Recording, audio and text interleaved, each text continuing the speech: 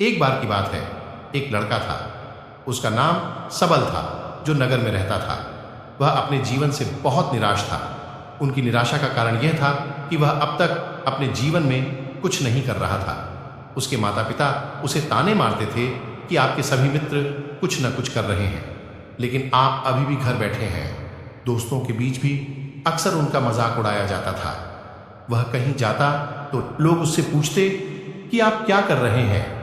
उसे यह बताने में भी शर्म आ रही थी। वह कुछ नहीं कर रहा था।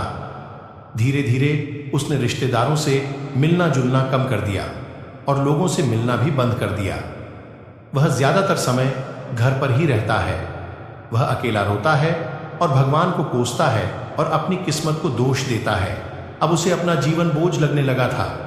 कभी कभी वह सोचता कि कब वह कुछ करने के योग्य बनेगा, और फिर वह सोचता कि जिंदा रहने से अच्छा मर जाना है। एक दिन वह अपने नगर की एक गली से गुजर रहा था। तभी उसने देखा कि एक उपदेशक दुख और परेशानियों पर उपदेश दे रहा है।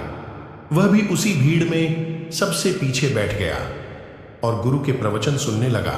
उपदेशक कह रहा था, दुख एक शिक्षक की तरह है जो हमें जीवन की सच्चाई दिखाता है और हमें जीने का सही तरीका सिखाता है। आप चाहें तो जिंदगी जीना भी सीख सकते हैं। गुरुजी उपदेश दे रहे थे कि तुम चाहो तो कुछ भी हासिल कर सकते हो, और अगर चाहो तो एक कोने में बैठकर रो सकते हो। इन सभी बातों को सबल ध्यान से सुन रहा था, लेकिन शिक्षक की यह बातें पसंद नहीं आई। उसने खड़े होकर कहा कि कुछ भी सिखाने से दुख दूर नहीं होता, इसमें केवल दर्द होता है। दुख की पीड़ा अनंत है। ऐसा लगता है कि इसके बाद कुछ होने वाला नहीं है। इससे कुछ भी फर्क नहीं पड़ता है। इसके सामने तो मौत भी छोटी लगती है। दोस्तों, उम्मीद है आपको यह कहानी पसंद आई होगी।